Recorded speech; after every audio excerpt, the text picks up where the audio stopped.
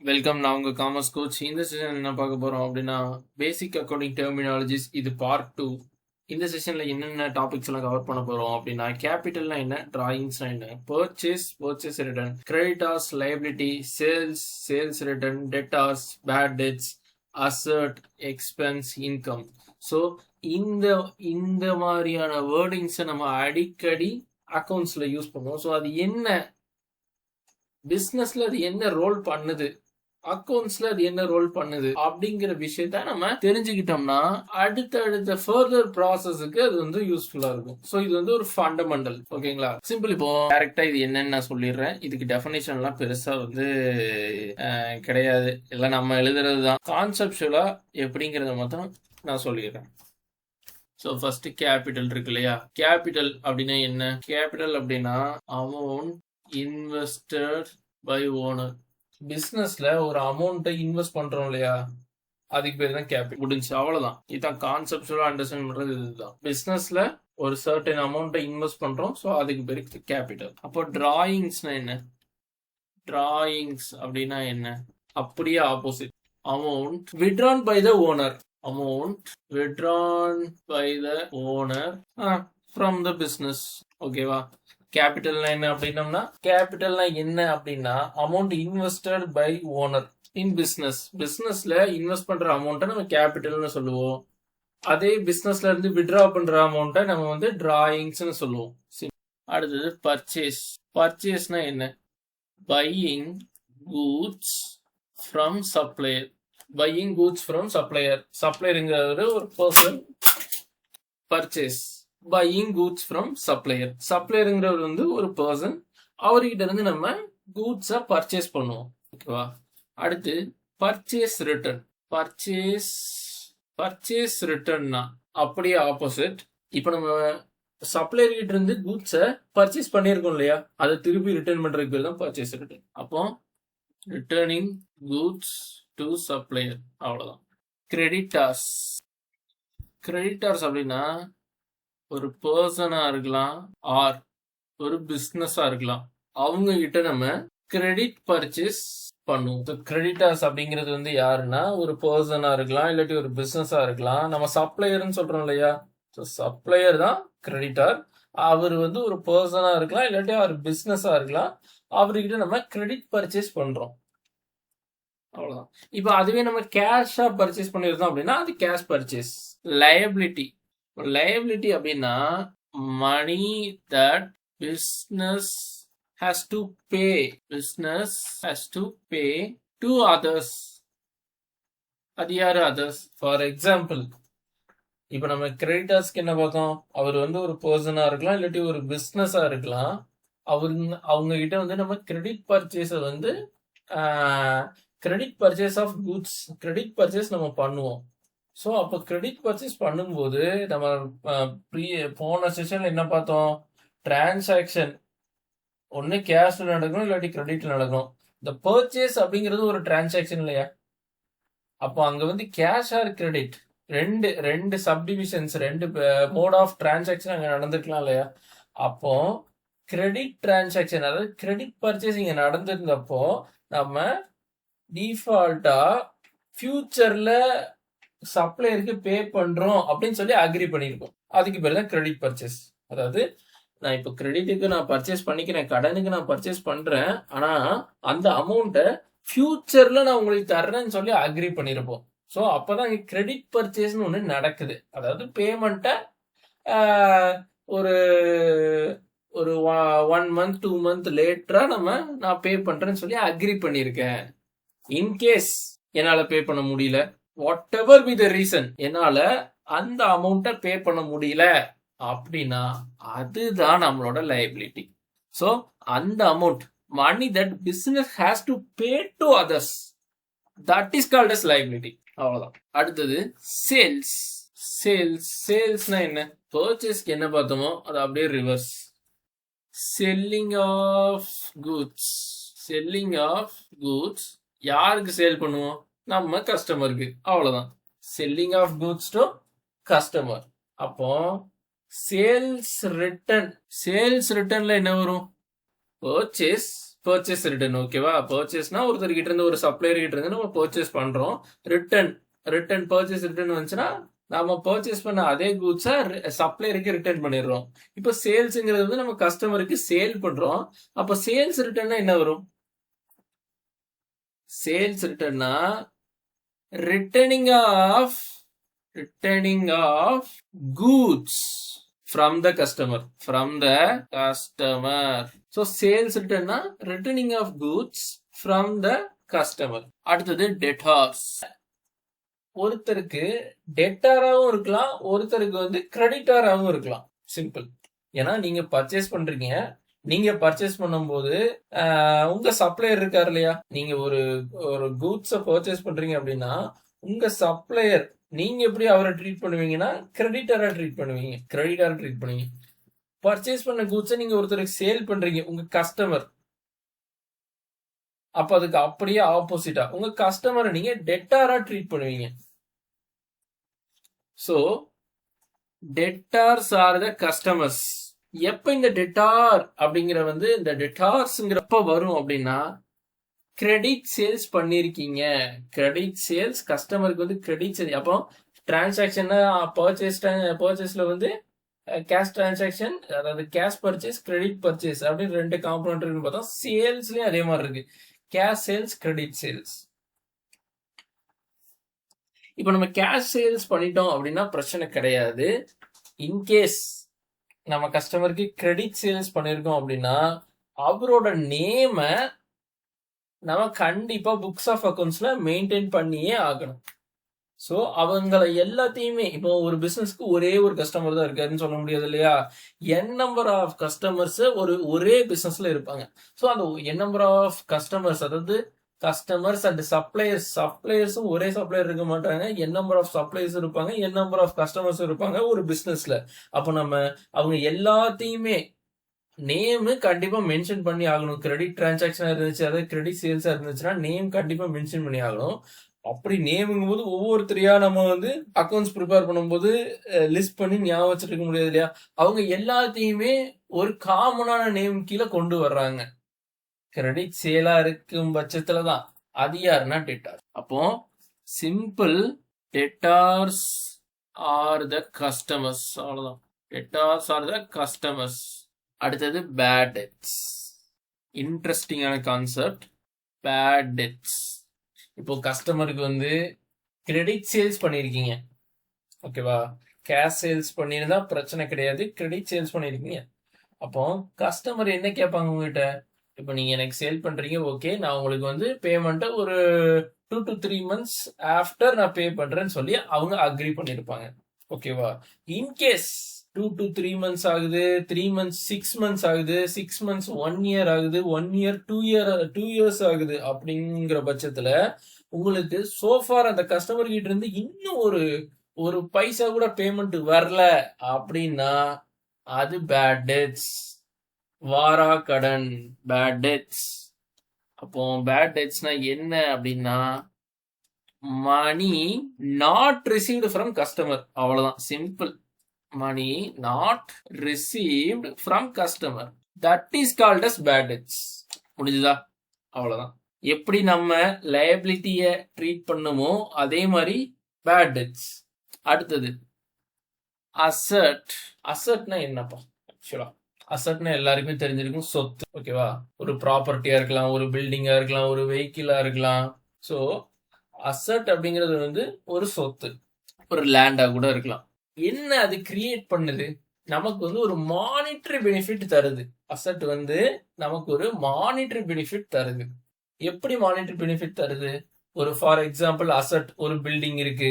இப்ப அந்த பில்டிங் வந்து ஒரு கமர்ஷியல் பில்டிங் இருக்கு. அந்த கமர்ஷியல் பில்டிங்கை ரெண்ட்டுக்கு நம்ம கொடுக்குறோம் அப்படின்னா அதுல இருந்து நமக்கு ஒரு ரெவன்யூ ஜென்ரேட் ஆகும் இல்லையா, புரியுதுங்களா. நமக்கு அதுல இருந்து ஒரு இன்கம் கிடைக்கும். ஸோ அதுதான் மானிட்டரி பெனிஃபிட் அப்படிங்கிறது. அசட்டா இருக்கு, அந்த அசட் மூலமா நமக்கு மானிட்டரி பெனிஃபிட் கிடைக்குது. இப்போ அந்த அசட் வந்து நம்ம அசட்டா இருந்தா தானே அந்த மானிட்டரி பெனிஃபிட்டை நம்ம அக்செப்ட் பண்ணிக்க முடியும், நமக்கு அந்த மானிட்டரி பெனிஃபிட் கிடைக்கும். ஒண்ணு நம்மளதா இருக்கணும், இல்லாட்டி நம்ம பிசினஸ்க்கு ரிலேட்டடானதா இருக்கணும். அப்போ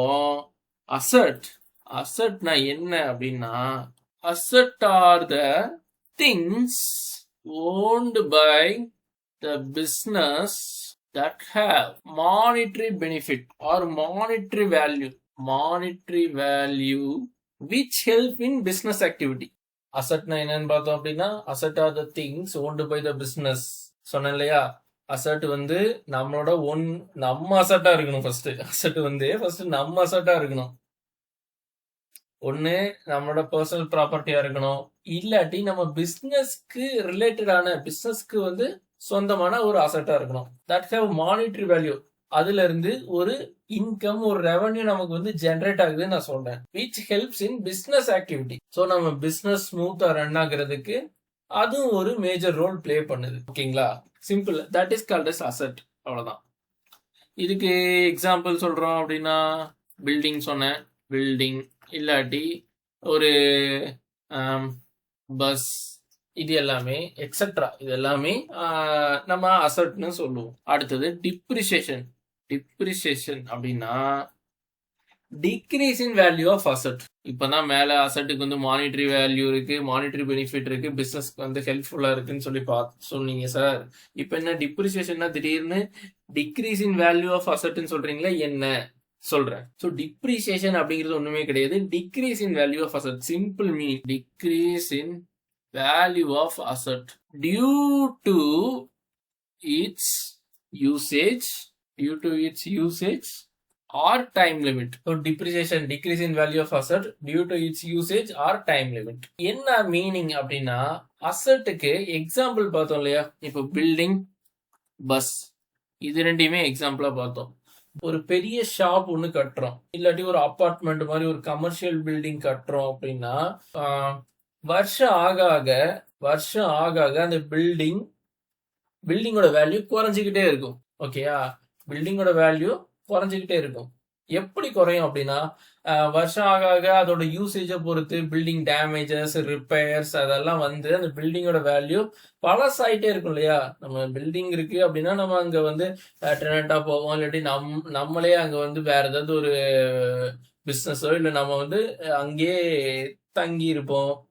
வாட் எவர் த ரீசன், அந்த பில்டிங்கை நம்ம யூஸ் பண்ண நம்மளோ இல்லை நம்மளை ரெப்ரசன்ட் பண்ணி யாரோ ஒருத்தங்களோ ஒரு மானிட்டரி பெனிஃபிட் நமக்கு கொடுத்துட்டு நம்ம பில்டிங்கை வந்து யூஸ் பண்ணிட்டே இருக்காங்க. அப்படி யூஸ் பண்ண சில வருஷங்கள் ஆக அந்த பில்டிங் பழசாயிரும்.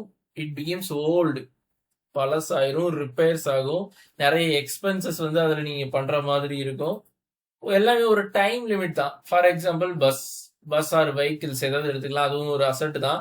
அதை யூஸ் பண்ண அதோட பெர்ஃபார்மன்ஸ் குறையும் இல்லையா. அதை யூஸ் பண்ண அதோட பெர்ஃபார்மன்ஸ் குறையும். ஸோ அதுக்கு பேர் தான் டிப்ரிசியேஷன் அர்த்தம். Simple logic. அசட் யூஸ் பண்ண ஒரு பர்டிகுலர் டைம் லிமிட்டுக்கு மேல அதோட பெர்ஃபார்மன்ஸ் குறையும். ஸோ அப்போ பெர்ஃபார்மன்ஸ் குறையும் போது ஆட்டோமேட்டிக்கா உங்களுக்கு அதுல இருந்து கிடைக்கிற பெனிஃபிட்டும் குறைய ஆரம்பிச்சிடும். அதுக்கு பேர் தான் decrease in value of asset. அடுத்தது எக்ஸ்பென்ஸ்னா என்ன, இன்கம்னா என்ன. லாஸ்ட் ஒன், எக்ஸ்பென்ஸ்னா என்ன. Expense, cost incur to run a business. ஒரு பிசினஸ் ரன் பண்றதுக்கு பேசிக்கா என்னென்ன தேவை? மேன் பவர் வேணும், ரிசோர்சஸ் வேணும், ஒரு பிளேஸ் வேணும், பிளேஸ் ஆஃப் பிசினஸ் நடக்கிறதுக்கு ஒரு பிளேஸ் வேணும். அந்த மாதிரி என் நம்பர் ஆஃப் திங்ஸ் இருக்கு. இது எல்லாமே இருந்தாதான் பிசினஸே ரன் ஆகும். ஸோ இப்போ மேன் பவர் வேணும் அப்படின்னா நமக்கு ஒரு சேலரி பே பண்றோம். ரிசோர்சஸ் அப்படின்னா ஒரு ரா மெட்டீரியல் பர்ச்சேஸ் பண்றோம்.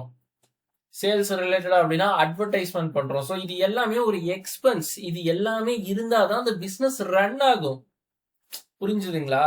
ஒரு பிசினஸ் ரன் ஆகுறதுக்கு நம்ம பண்ற செலவுகள் இருக்குல்ல, அதுக்கு பெற்ற செலவுகள் தான் எக்ஸ்பென்ஸ். அடுத்தது இன்கம்னா ஒண்ணும் கிடையாது. Money received or earned from the business. அவ்வளவுதான். பிசினஸ் ஒன்று ரன் பண்றோம் அப்படின்னா ரிட்டர்ன்ஸ் இல்லாமையே நம்ம ரன் பண்ணுவோம், ஒரு வருமானம் இல்லாமையே ரன் பண்ணுவோம். ஸோ அந்த வருமானம் தான் இன்கம். அவ்வளவுதான். ஸோ லாஸ்டா ரீகேப் பண்ணிடலாம். நம்ம பார்த்த எல்லாத்தையுமே ஒரு ரீகால் பண்ணிடலாம். கேபிட்டல் என்னன்னு பார்த்தோம். ஒரு பிசினஸ் இருக்கு, பிசினஸ்ல அந்த ப்ரொப்ரேட்டர் ஆர் ஓனர் வந்து என்ன பண்றாரு, பிசினஸ்ல இன்வெஸ்ட் பண்றாரு. அந்த இன்வெஸ்ட் பண்ற அமௌண்ட்டுக்கு பேர் தான் கேபிட்டல். அதே இன்வெஸ்ட் பண்ண அமௌண்ட்டை வித்ட்ரா பண்றாரு, எடுத்துக்கிறாரு அப்படின்னா அதுக்கு பேர் தான் டிராயிங்ஸ். அந்த இன்வெஸ்ட் பண்ண அமௌண்ட்டை வச்சு கூட்ஸ பர்ச்சேஸ் பண்றாரு. யார்கிட்ட இருந்துன்னா சப்ளையர் கிட்ட. கூட்ஸ இன்வெஸ்ட் பண்ண அமௌண்ட்டை வச்சு பர்ச்சேஸ் பண்றாரு. யார்கிட்ட இருந்துன்னா சப்ளையர் கிட்ட பர்ச்சேஸ் பண்றாரு. சோ அதுல ஒரு சில ரிட்டர்ன்ஸ் இருக்கு. சோ பர்ச்சேஸ் ரிட்டர்ன் அப்படின்னா என்ன அப்படின்னா, நம்ம வாங்கின கூட்ஸ்ல ஏதாவது ஒரு டேமேஜ் இருக்கு, இல்ல நமக்கு வந்து பிடிக்கல அப்படின்னா நம்ம பர்ச்சேஸ் பண்ணிருப்போம் இல்லையா, அந்த பார்ட்டி, அதாவது நம்ம சப்ளையர், நமக்கு கூட்ஸ கொடுத்தவர், அவர்கிட்டே ரிட்டர்ன் பண்றோம். அப்படி ரிட்டர்ன் பண்றதுக்கு பேர் தான் பர்ச்சேஸ் ரிட்டர்ன். இப்போ டிரான்சாக்சன் அப்படின்னா கேஷ் டிரான்சாக்சன், கிரெடிட் டிரான்சாக்சன் பார்த்தா அதே மாதிரி பர்ச்சேஸ் அண்ட் சேல்ஸ்லயும் cash purchase, credit purchase, cash sales, credit sales அப்படின்னு ரெண்டு காம்பனண்டா பிரியுது. அப்போ கிரெடிட்டார்ஸ்னா யாரு அப்படின்னா, நம்ம புக்ஸ் ஆஃப் அக்கவுண்ட்ஸ்ல கிரெடிட் பர்ச்சேஸ் பண்ணிருப்போம். அதாவது பர்ச்சேஸ் பண்ணிட்டு பேமெண்ட்டை வந்து ஒரு 2 to 3 months கழிச்சு நான் பே பண்றேன்னு அக்ரி பண்ணிருப்போம். சோ அவங்களுக்கு வந்து நம்ம கண்டிப்பா கொடுத்தே ஆகணும். அது வந்து ஒரு பர்சனா இருக்கலாம், இல்லை ஒரு பிசினஸா இருக்கலாம். நம்ம கிரெடிட் பர்ச்சேஸ் அவங்க கிட்ட பண்ணிருக்கோம். சிம்பிள். நம்ம புக்ஸ் ஆஃப் அக்கவுண்ட்ஸ்ல என் நம்பர் ஆஃப், நம்ம பிசினஸ்ல நான் கேஷ் பர்ச்சேஸ் பண்ணிருப்பேன், கிரெடிட் பர்ச்சேஸ் பண்ணிருப்பேன். அப்ப என் நம்பர் ஆஃப் கிரெடிட்டர்ஸ், அதாவது என் நம்பர் ஆஃப் சப்ளையர்ஸ் இருப்பாங்க. சோ அவங்களோட பேரு, பிசினஸ், அதாவது அவங்களோட நேம், அவங்களோட பிசினஸ் நேம், இது எல்லாமே எனக்கு ஞாபகம் வச்சுக்கிறது கஷ்டம் மீன்ஸ் நான் அவங்களுக்கு வந்து திருப்பி ரீபே பண்ணணும்ல. அப்ப நான் அவங்களோட நேமை நான் மென்ஷன் பண்ணி வச்சுட்டே இருப்பேன். அப்போ அப்படியே மென்ஷன் பண்ணி வச்சுட்டு இருந்தா எனக்கே கன்ஃபியூஸ் ஆயிரும். அப்ப என்ன பண்றேன், இவங்க எல்லாத்தையும் ஒரு காமன் ஹெட்டுக்குள்ள கொண்டு வரேன். அதுக்கு பேரு தான் கிரெடிட்டார். கிரெடிட்டாருங்கிற நேமுக்குள்ள நம்ம கிரெடிட் பர்ச்சேஸ் யார் யார்கிட்ட எல்லாம் பண்ணமோ அவங்க எல்லாமே கிரெடிட்டார் அப்படிங்கிற அந்த நேமுக்கு கீழே வந்துருவாங்க. லிஸ்ட் பண்ணி வச்சுக்கலாம். அப்ப நம்ம பாக்குறதுக்கு ஈஸியா இருக்கும். அடுத்தது லயபிலிட்டி. நான் கிரெடிட் பர்ச்சேஸ் பண்ணிட்டு வந்திருக்கேன், ஆனா ஒரு 2 to 3 monthsல நான் பே பண்றேன் அப்படின்னு சொல்லி ப்ராமிஸ் பண்ணிருக்கேன், அதாவது அக்ரி பண்ணிருக்கேன். அப்போ அந்த 2 to 3 months அந்த டைம் பீரியட் தாண்டி போகுது, என்னால அந்த அமௌண்ட்டை இன்னும் பே பண்ண முடியல அப்படின்னா அதுதான் என்னோட லயபிலிட்டி. கண்டிப்பா நான் பே பண்ணி தான் ஆகணும். பே பண்ற வரைக்கும் அது ஒரு கடன் இல்லையா, கடன் தானே. Money that business has to pay to others. நான் வந்து ஒருத்தருக்கு பே பண்ணும். என்ன ரீசனுக்கு பே பண்ணும்? கிரெடிட் பர்ச்சேஸ் பண்ணிருக்கேன். எப்ப பண்ணிருக்கேன்? அது ஆச்சுங்க 1 வருஷம் 2 வருஷத்துக்கு மேல ஆச்சுங்க, இன்னும் பே பண்ணல. அப்ப அது வரைக்கும் அந்த பேலன்ஸை மெயின்டைன் பண்ணு. அந்த பேலன்ஸை வந்து நீ அக்கௌண்ட்ஸ்ல காட்டணும். எப்ப நான் அதை வந்து பே பண்றனோ அப்ப நான் அதை எரைஸ் பண்ணிக்கலாம். அப்ப சேல்ஸ் சேம் பர்ச்சேஸ் கான்செப்ட் மாதிரி தான். Selling of goods to customer, அவ்வளவுதான். சேல்ஸ் ரிட்டர்ன்னா ஒண்ணும் கிடையாது. Returning of goods from the customer. Debtors, எப்படி நான் கிரெடிட்டாருக்கு ஒரு எக்ஸாம்பிள் சொல்லணும், அதே மாதிரி தான் டெட்டார்ஸ். நம்ம வந்து என்ன பண்ணிருப்போம், நிறைய கிரெடிட் சேல்ஸ் பண்ணிருப்போம். ஸோ நம்ம அந்த பார்ட்டிஸோட நேம் எல்லாம் லிஸ்ட் பண்ணி வச்சிருப்போம். நிறைய லிஸ்ட் 1 by 1 லிஸ்ட் எடுத்து வச்சிருப்போம். அப்போ நேம் எல்லாம் கச்சன்னு இருக்கும். அப்போ ஒரு சிஸ்டமேட்டிக் ஃபார்மேட்டுக்குள்ள கொண்டு வரும் போது டெட்டார்ஸ், அவங்க அந்த டெட்டார்ஸ்ங்கிற ஹெட்டு கீழே இவங்க அந்த பார்ட்டி நேம் எல்லாத்தையுமே நான் ஃபீட் பண்ணி வச்சுக்குவேன். பேட் டெட்ஸ், இப்போ நான் கிரெடிட் சேல்ஸ் பண்ணியிருக்கேன், அந்த கிரெடிட் சேலுக்கான அமௌண்ட் ஒரு 3 months டைம் பீரியடோட நான் கொடுத்துருக்கேன். இந்த 3 months கழிச்சு எனக்கு அந்த கிரெடிட் சேல் பண்ணிருக்கேன். 3 months கழிச்சு எனக்கு அந்த அமௌண்ட் வரணும். இன்கேஸ் வரல, 3 monthsங்கிறது 3 years ஆகி இன்னும் வரல அப்படின்னா அதுக்கு பேர் தான் bad debts. Money not received from customer, that is called as bad debt. Asset are the things owned by the business that have monetary value which helps in business activity. So அசட்டுங்கிறது வந்து ஒண்ணுமே கிடையாது பிசினஸ்க்கு சொந்தமான, இல்லாட்டி personal, உங்களுக்கு பர்சனலுக்கு இப்போ ஒரு person R பிசினஸ்க்கு சொந்தமான ஒரு சொத்து. அதுல இருந்து நமக்கு மானிட்டரி வேல்யூ வந்து கிடைக்கும். அது வந்து நம்ம பிசினஸ் ஆக்டிவிட்டி ரன் ஆகுறதுக்கு யூஸ்ஃபுல்லா இருக்கும். என்னென்ன அப்படின்னா, நமக்கு வந்து ஃபார் எக்ஸாம்பிள் பில்டிங்க சொல்லலாம், பஸ், எது வேணாலும் சொல்லலாம், 2 wheelers, லேண்ட், அது எல்லாமே நம்ம அசட் கேட்டகரிக்குள்ள வச்சிருப்போம். அடுத்தது டிப்ரிசியேஷன் என்ன? ஒரே வார்த்தை, decrease in value of asset. எதனால டிக்ரீஸ்?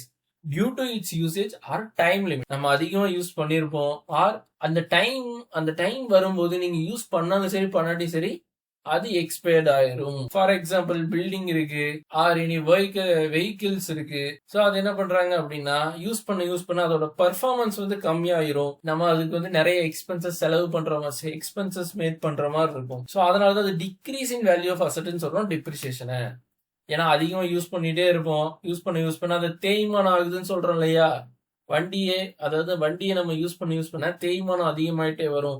எக்ஸ்பென்சஸ் அதிகமா நம்ம அதுக்கு பண்ற மாதிரி இருக்குன்னு சொல்லுவோம். மெயின்டெனன்ஸ் ஜாஸ்தி ஆகும், ரிப்பேர்ஸ் ஒர்க் ஜாஸ்தி ஆகும். So decrease in value of asset due to its usage or time limit. Expenses, ஒரு பிசினஸ் ரன் ஆகுறதுக்கு பண்ணக்கூடிய காஸ்ட், அதுக்கு பேர் தான் எக்ஸ்பென்ஸ். ஃபார் எக்ஸாம்பிள் ஒரு பிசினஸ் இருக்கு அப்படின்னா அந்த பிசினஸ்க்கு வந்து மேன் பவர் தேவை, ஒரு சேலரியா பே பண்றோம், ஒரு பில்டிங் தேவை, ரெண்டா பே பண்றோம், ரா மெட்டீரியல் தேவை, அதை நம்ம பர்ச்சேஸ் பண்ணிக்கிறோம்.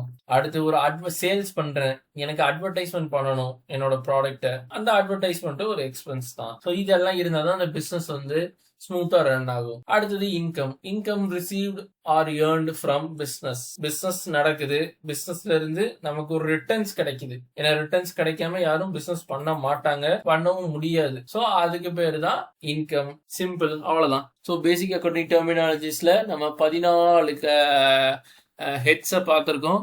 இந்த 14 ஹெட்ஸுக்கு என்னன்னு நான் கான்செப்டுவலா உங்களுக்கு நான் சொல்லிட்டேன். ஸோ வீடியோ பிடிச்சிருந்தா லைக் பண்ணுங்க, ஷேர் பண்ணுங்க, கமெண்ட் பண்ணுங்க, சேனலை சப்ஸ்கிரைப் பண்ணுங்க. தேங்க்யூ.